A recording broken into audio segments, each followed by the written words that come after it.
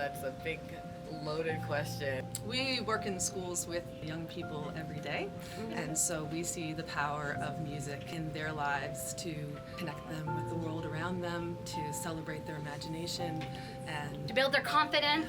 It matters because it's part of all of us. We bring it to the children, the better it is. It's the universal language. It's one of the most important things. It's a universal language and it communicates with everyone. Especially music that I do is instrumental music, so there's no lyrics, so I feel it really communicates to every people all over the world.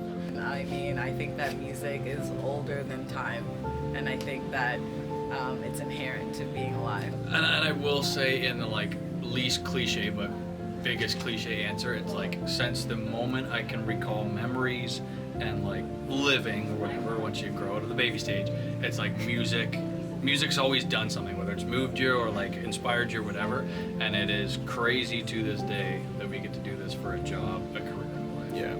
All the crazy stuff in the world. It's crazy that music is the one thing that it doesn't matter what genre, it can unite a room It's the universal language. It's a universal language. I think that's the coolest thing in the world. It's just so many musicians and artists from all over just doing the thing and getting inspiration from all of them. It saved our lives. You know, we come from Cuba. We were really poor, a very poor background.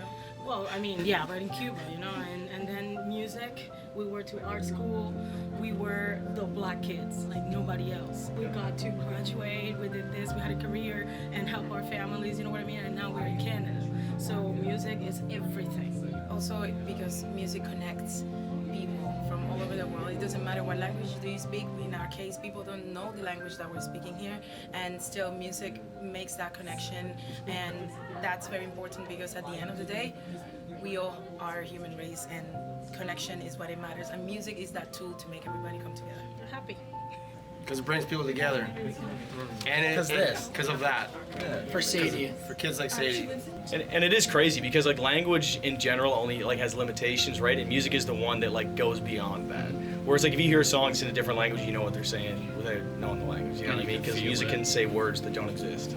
Everything we experience as human beings are different layers of energetic forces roasting in the harmony of vibrations that feel harmonically beautiful is something that makes us as human beings feel like we're at one with the very complicated universe.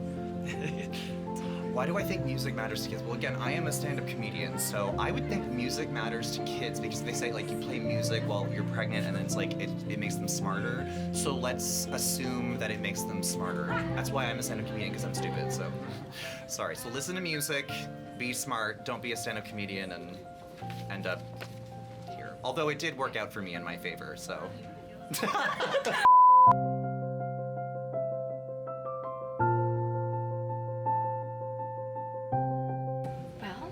I will say quickly that Daphne Doyle and I, who's hosting tonight, have the same singing teacher, Catherine Harrington, in St. John's, Newfoundland, and she was amazing. And I would also like to say that David Smith, his daughter is here, one of the nominees for Music Teacher of the Year, and her father, so it's Sarah Smith, Sarah Comerford, her father was my band and choir teacher all through high school, and he was magnificent. Well, I got Mr. Lambert in grade 5 who started a guitar group, and that's where I started playing the guitar. And you had strummers and pickers, so I started as a strummer and then worked my way up to being a picker. So thank you, Mr. Lambert. Look at you now. Yeah. I think I just remember singing in school choirs, learning how to sing harmony there and learning what it felt like to sing with a group of people singing all together. So that was very, very special for me. I would like to say a big thank you to Danielle Parent-Réon, which is my high school music teacher.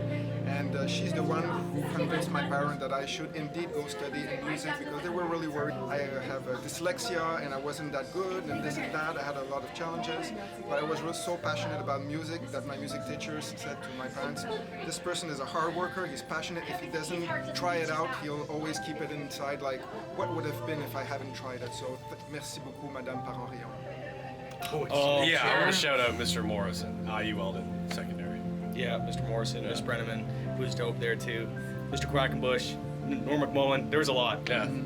I would say Miss Bulow for sure, Mr. Johnson, and Renee Chingalini, my first vocal teacher. Yeah. And I'll say a guitar store in Pickering, Ontario. It was Legends Music. It was Jim Broomer. He made going in to take music lessons my life. He made that going there was the best 2 days of the week. So shout out to him and Michael J. Miller, who's my guitar teacher. And also I should shout out my mom because she taught me how to play guitar. So I should say shout out mom.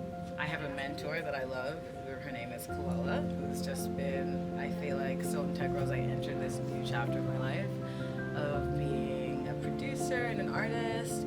And honestly, I love my music teacher right now. His name is Winter, and yeah, he's just been such a big help and really instrumental in what I'm doing right now.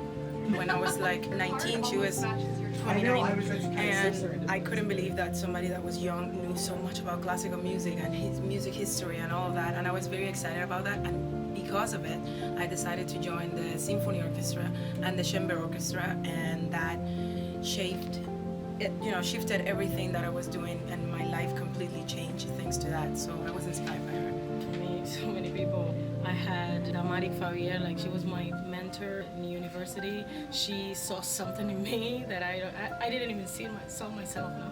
And Ventura Ibaye, my master bata maestro, he also wanted to teach me when no one wanted to, because a woman playing drums and sacred drums from our religion are only played by men. So he wanted to teach me. He saw in my eyes something, and he wanted to teach me. So for him, like I owe him, like what we do now. Mr. Blakely, shout out Mr. Blakely. I was with my cousin last night and I told him that my earliest memory of music was him teaching me Imagine on the piano in Halifax. Well, that's actually a very cute, good answer. Miss Mannanen, shout out Miss Mannanen Kings. She gave me like 100 on Kings? Yeah, Kings. That sounds bougie. My high school teacher gave me my first gig ever. I got paid $150. Shout out Mr. Kennedy. Snuck me into the opera house at age 14. Under the table. Under the table. That's the most pragmatic help. And $150 in high school is like, oh my god, it's minted. That gets you through like minted. That's an A, that's like a minute. That is like, yeah, that's 2 weekends. So much lunch money. I had a woman named Teresa Leonard and a mentor named John Swords. I feel like they gave me the foundation to be able to do what I do. Hey everybody, we're James Barker Band. Make sure you go to MusiCounts.ca to find out how you can help support music education in Canada.